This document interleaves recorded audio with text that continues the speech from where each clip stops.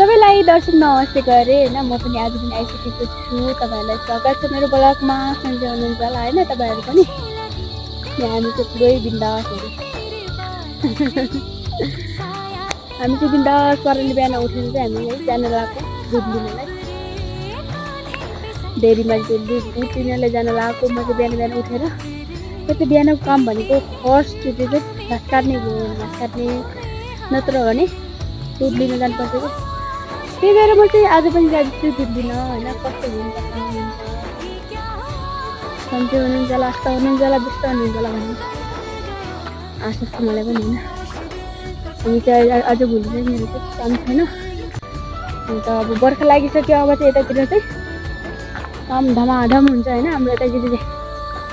त्यही पनि अझ चाहिँ त्यति काम छैन। त्यही भएर म चाहिँ घरमै बस्ने खाने मेरो हबी चाहिँ त्यही हो हैन।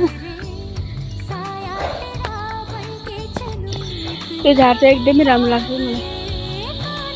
यस्तो दामी फुलेको छ नि। म चाहिँ आइसकेको छु दुध लिने ठाउँमा हैन। यताको चाहिँ जर्सी गाई। यो चाहिँ गाई राख्नुलाई बनाइदिएको घर हो हैन। हाम्रो नेपालमा यस्तो बनाउँछ त गाई राख्ने घर। हाम्रो नेपालमा त यस्तो गाई पनि हुँदैन अनि यस्तो घर पनि हुँदैन। सब यो गाई राख्नलाई नै बनाएको हो कि। अनि हाम्रो नेपालमा चाहिँ यस्तो घरमा चाहिँ मान्छेहरू बस्छ हैन। अनि स्याउला चाहिँ माथि त जर्सी गाई हो नि त। जर्सी गाई हो। यो चाहिँ गाई बाछी हो बाछी। त्यतातिर चाहिँ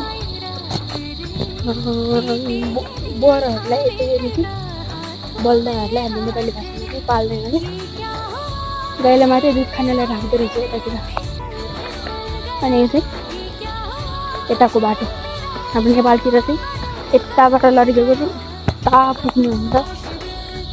यहाँ लड्किँदा यताको बाटो चाहिँ यस्तो बराबर हुन्छ कि हिँड्नलाई कि गाह्रो छ। अनि यो चाहिँ जाली चाहिँ केले राखेको हो भन्नुहुन्छ भने कि बाख्रालाई नपसोस् बुना बाँधेर नजाओस् भन्नलाई गएको। अनि उता हाम्रो नेपालतिर के हुन्छ झ्यारी काट्लियो थुपारिदियो। अनि यो चाहिँ मेरो बिनबारी हो होइन। त्यति खोलिरहेको छैन।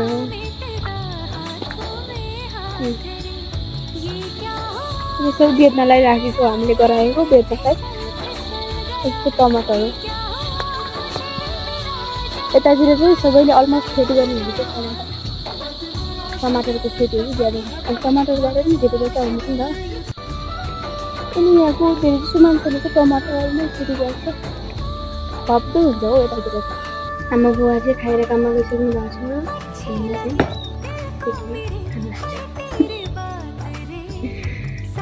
म अन्तिममा छु। त्यही भएर खाना पनि अन्तिममा एक्लै खाने हो मैले। साँझ मात्रै हो बुवाआमासँग बसेर। बिहान म सधैँ एक्लै खान्छु। त्यो चाहिँ हाम्रो घिउ हो भैँसाको। हुनु त गाउँघरको शुद्ध घिउ। अब यस्तै घिउ।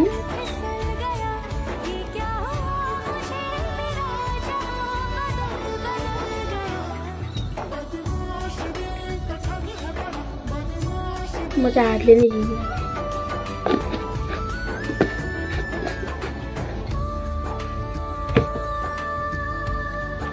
यो पनि हरियो पैसा।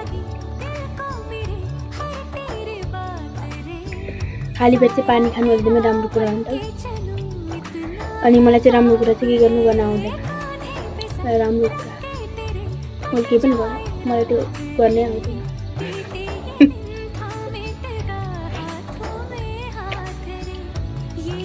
राजमाको दाल अनि भुँडाको एकदमै त मलाई धेरै घिउहरू चिल्लो कुरोहरू खाँदैन।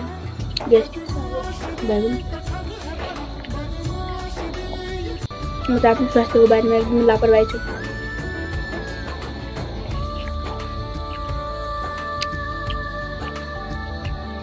म चाहिँ खाना खाइसकेँ। भाँडाहरू जस्तो लोटिरहेछ अनि चाहिँ दुध लगाइरहेको छु हाम्रो त खाएपछि भाडा मार्ने चलन छैन क्या यस्तै भइरहने अहिले भाडा दिउँसोको 1-2 बजी खान्छु अनि थोरै काम छ नि त बाहिरमा बुवा छोरी गएर गर्नु भन्नुहुन्छ मैले चाहिँ खाना पनि खाइसकेँ अब चाहिँ त्यसमा काम गर्नु जानु आएको छु आमा चाहिँ धेरैमा बस्नु भएको छ अनि बाबा छोरी गएर गर्नु भन्नुहुन्छ अनि म पनि जानु आएको छु बारीमा उहाँ चाहिँ खाएर पनि अलरेडी गइसक्नु भएको छ म पनि जाँदैछु हामी चाहिँ मिर्चालाई झार्छिन्न लगाएको यति राम्रो फलिरहेछ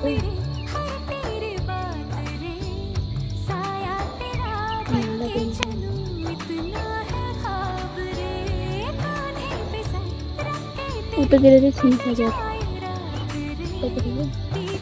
म चाहिँ खेतबारीबाट आइसकेको छु अब ज्यानले थोरै आराम गर्छ त्यसपछि हामी एकछिन पछि जाने काम गर्नलाई कुर्ता सुरुवालसँग भेस्ट कसले लाउँछ म त लगाउँछु एभ्री डे लगाउँछु म त खेतबारीमा काम गरेको गर्ने हुन्छ अनि यो त म कहिले पनि छाड्दैन हाम्रो चाहिँ दिउँसोको खाना फेरि बिहानकै खाना यसको मतलब बिहानकै खाना खानुपर्छ दिउँसो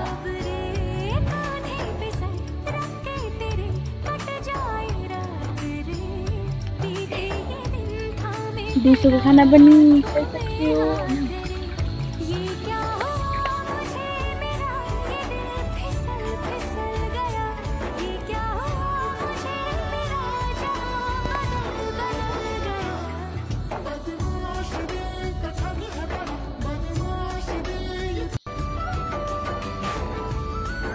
ये 3 जोड़ चप्पल मेरे ये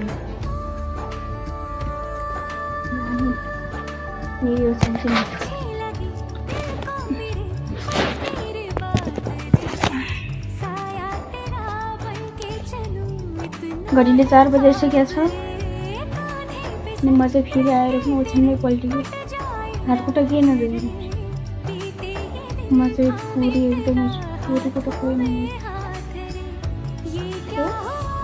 लाइक एक दिन बाय